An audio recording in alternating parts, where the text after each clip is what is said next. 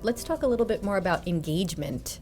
With so many different ways that we can be administering training, so many different ways that learning is being administered, how do we keep learning engaging? I think the engagement piece is critical, and what we're trying to do is really get the manager and the employee engaged with one another. So we go back to the what we call the Valters Voice Survey. It's an annual employee survey, and we look at what the employees are saying. What are our team members saying about what they're looking for and what they want. And just like most of these types of surveys, you can craft an engagement index around that. And one of the big pieces was around career development and career pathing. Again, going back to that whole concept of what am I going to do, especially in a technical environment.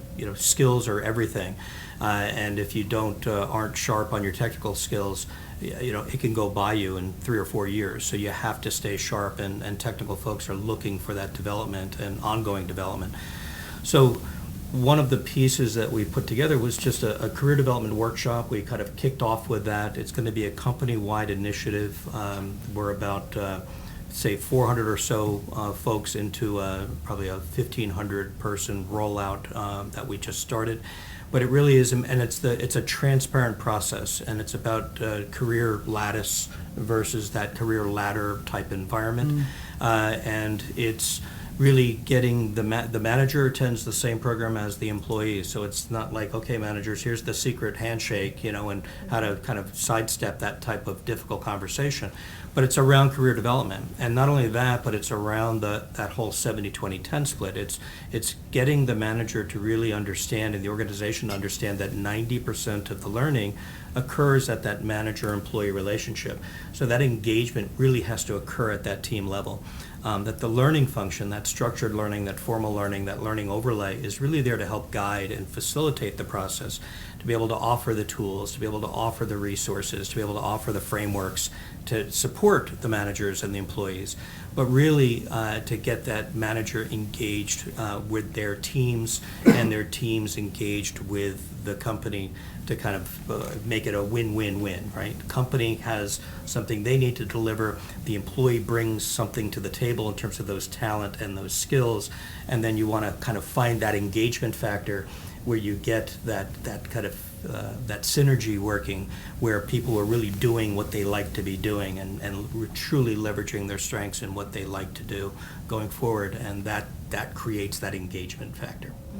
I agree with everything that was said, and I really think it starts when you're developing the content, right? It's not when you're ready to deliver. It's the minute that you identify the need and you're developing that solution, getting the right people involved, understanding that you're really tying that to a business result and making sure that the management is behind that, right? And they will drive engagement with the teams, because it's not about the learning organization driving that engagement. That's irrelevant, really. It's about the business understanding that it's important to them and that they will get their teams behind it. And in addition to that, to what was said, it's that career piece, which is critical. Because you want to make people good at what they do today, but you want to build them as a whole individual, make it personal to them. And if they have aspirations for the future, whether it's within or outside of the company, if they have that aspiration, they're going to look to learn new skills. They're going to look to gain new knowledge and just be better, right? So that makes them engaged. And the content has something to do with it as well, as far as having high level of interactivity, networking opportunities. Really, how do you get people to sit through it? If it is a online, gamification and things like that, where we're really challenging people. By the way, not making it so easy for them, because what engages people is the challenge, right? It's when you learn more when you're challenged, when you're making mistakes, and you're really going through the steps of reflection and going back and correcting some of those mistakes. So if you start making things that is too easy and people are just passing and getting right through, it's something that they get distracted very easily and move away from your content. Mm-hmm. So I agree with Joe and Ricardo, and I won't go over that. I'll just add some comments to it.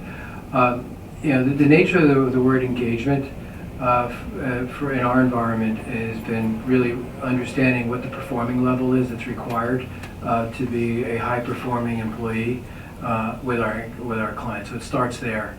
So we're very actively engaged with discussion with the leadership at various levels as to what those expectations are and what people need to do.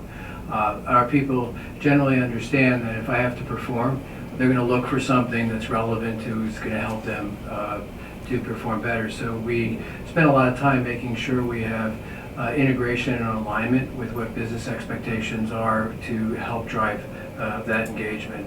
The nature of design and how do you create challenge, I agree with all of those things. Engagement, though, occurs at many levels, and at an enterprise, and I always go to an enterprise level to default for me.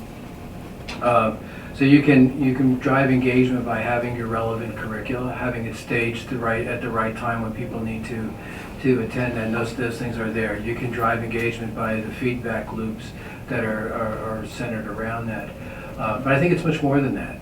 It's really on how you look at the nature of a learning culture and how you actually help people understand the many sources that are available to them to develop and actually be comfortable with those things that you want to directly control and those things that you want to influence. And I think that's a significant step today when you think about the tools that are available for people and how they learn. The nature of engagement, and so one of the things that for us around learning and engagement has been influencing the nature of dialogue that occurs between two people that's developmental.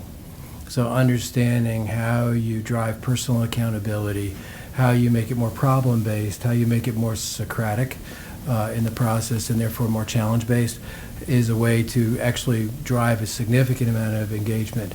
With the generations that we have, we found that our people have responded very well to that. It's a generational expectation that I want to be challenged, but I also want to be associated with my work. I don't want to give my work to somebody else. I want to be associated with my work. So how we've looked at the dynamics of our talent pool, the nature of work expectations, and how we think about that at the enterprise level influences everything we do around engagement.